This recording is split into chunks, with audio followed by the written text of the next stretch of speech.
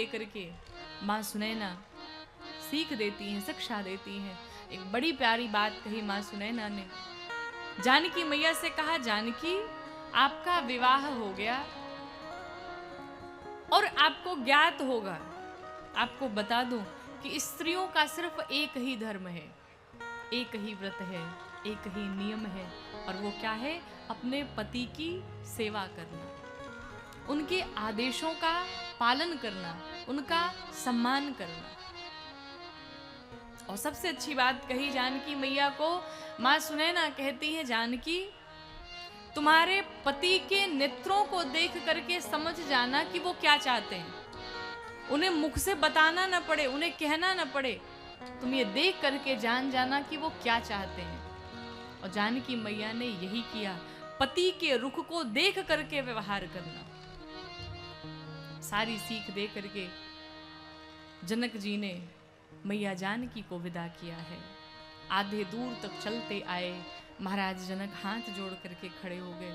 कहा, महाराज हम बेटी वाले हैं और आपसे छोटे हैं, जाने अनजाने में अगर कोई भूल हो गई हो तो क्षमा कर दीजिएगा। जनक जी कह रहे मैं छोटा हूं। महाराज दशरथ ने क्या कहा? कहा, महाराज आप छोटे नहीं हैं, मैं छोटा हूं। क्यों? हमारे समाज में तो ऐसा भ्रम फैला है, ऐसा ये विष फैला है, इस जहर को पी करके न जाने कितनी बेटियां चली गई। हमारे समाज में कहा जाता है बेटे वाले बड़े और बेटी वाले छोटे। लेकिन एक बात का उत्तर हम आपसे चाहेंगे, आप एक बात का उत्तर दें कि देने वाला बड़ा होता है कि लेने वाला है? देने वाला। कहीं से आवाज आई लेने वाला। हमने कहा हो सकता है यहां कुछ अलग ही नियम हो। देने वाला सदैव बड़ा होता है। तो जब देने वाला बड़ा होता है तो फिर ये बात समाज में कहां से आती है कि बेटी वाले छोटे हो गए? अरे विचार करिए महाराज, कोई अपने कलेजे के टुकड़े को विदा कर रहा है। 24-25 वर्ष तक जिस बिटिया को पास में रखा, उसका पालन पोषण किया, उसे बढ़िया से पढ़ाया लिखाया, उसकी छोटी से छोटी चीज का ध्यान रखा, उसे वो थोड़ा भी उदास हो जाती तो माँ बाप उसे उदास नहीं होने देते। और अचानक से एक ऐसे घर में विदा कर दिया जिस घर को वो जानता तक नहीं है, उसका परिवार कैसा है, लोग कैसे हैं, लेकिन एक विश्वास के नाते, एक परंपरा के कारण एक पिता, एक माँ, एक भाई, एक बहन उस बिटिया को विदा कर देती। और उसके बाद भी बेटी को भी विदा कर दिया, अपने कलेजे के जिगर के टुकड़े को दे दिया, ढेर सारे दहेज भी दिए, पैसे भी दिए, सब कुछ घर गृहस्थी की व्यवस्था कर दी। और उसके बाद भी कुछ ऐसे निर्दयी, कुछ ऐसे पापी लोग हमारे समाज में पड़े हैं जिनको उसके पश्चात भी उनका पेट नहीं भरता है। वो कहते हैं हमें तो कुछ मिला ही नहीं। हम कहते हैं महाराज आप अपने बेटे को उस योग्य बनाइए, उस स्तर पर पहुंचाइए कि उसे दहेज लेने की आवश्यकता ही ना पड़े। आपके पढ़ने लिखने का मतलब ही क्या रह गया जब आप दहेज के कारण किसी बिटिया को मार दें, उसे प्रताड़ित करें, उसे जला दें? क्या मतलब है हमारी शिक्षा का? वो दहेज कब तक चलेगा आपके साथ में? 4 साल, 5 साल, बहुत मिला होगा तो 7-8 साल चल जाएंगे, बहुत मिला होगा तो एक बढ़िया गाड़ी ले लेंगे। इससे ज़्यादा क्या कर सकते हैं? क्या उससे जीवन चल सकता है? नहीं चल सकता। लेकिन अगर एक सुंदर सी कन्या, एक संस्कारी कन्या आपके घर में आ जाए तो आपके जीवन को, आपके घर को स्वर्ग बना देती है।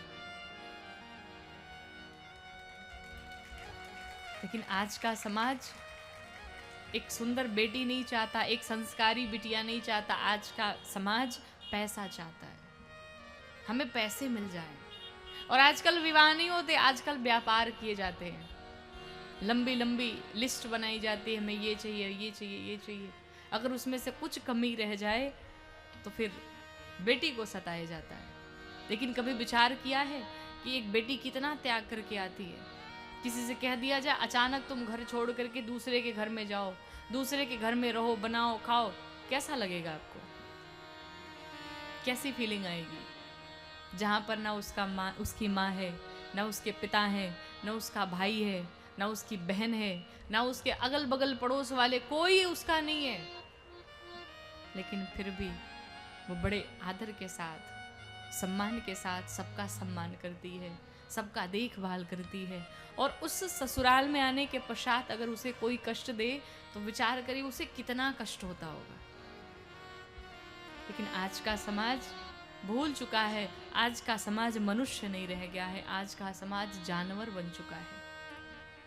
उसे किसी का दुख, उसे किसी की वेदना, उसे किसी की पीड़ा नहीं दिखती है, उसे तो सिर्फ अपना स्वार्थ दिखता है।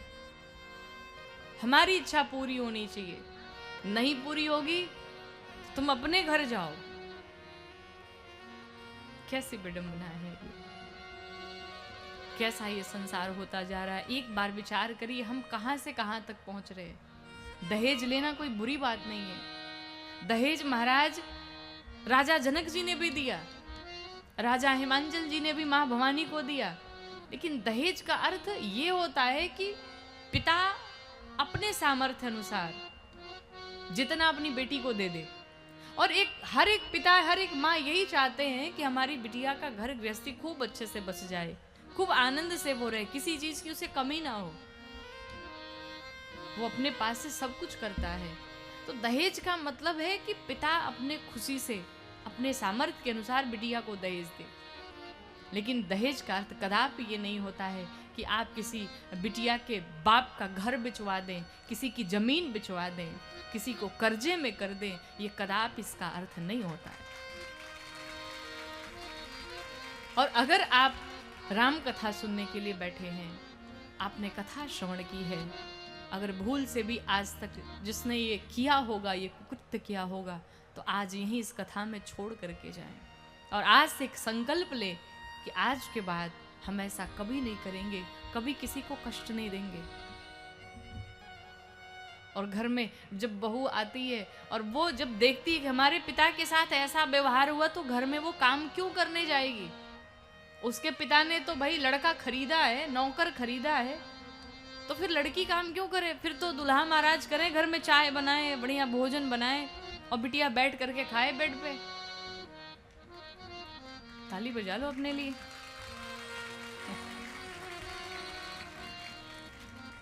बेटियां बहुत शक्तिशाली होती हैं। पूछे कैसे? लड़के के साथ 1000 बाराती जाते हैं साथ में, और लड़कियां ऐसी शेरनी होती है महाराज, अपने मायके से अकेले चली आती हैं। तुम्हारे घर में अकेले आ जाती है शेरनी डंका बजाने के लिए। तो ये शक्ति है, शक्ति के मुंह कभी नहीं लगना। ये जितनी कोमल दिखती है ना ऊपर से, जितनी ममता दिखती है, जितनी दयालुता दिखती है, जितना स्नेह दिखता है, ये सिर्फ तभी तक है जब तक उसका भीतर वाला स्वरूप बाहर नहीं आया है। जब तक वो शक्ति का स्वरूप बाहर नहीं आया है, तभी तक उसे आप बड़ा कोमल देख रहे हैं। लेकिन देखा जाए तो यही शक्ति से पूरी सृष्टि चल रही है। मां न हो तो कोई संसार में आ सकता है क्या? कोई कितना भी बलशाली बने, कोई कितना भी वीर बने, लेकिन अगर एक मां नहीं है तो आप संसार में नहीं आ सकते। इसीलिए बेटियों को लक्ष्मी कहा जाता है। जब बेटियां घर में पैदा होती है तो कहा जाता है लक्ष्मी आई है। कोई ऐसा भी कहता है क्या घर में बेटा पैदा हो तो भगवान विष्णु आए हैं? कोई कहता है? कोई नहीं कहता है। बेटियां, बहुएं घर की लक्ष्मी होती हैं और इन लक्ष्मी का स्वागत करना चाहिए, सम्मान करना चाहिए।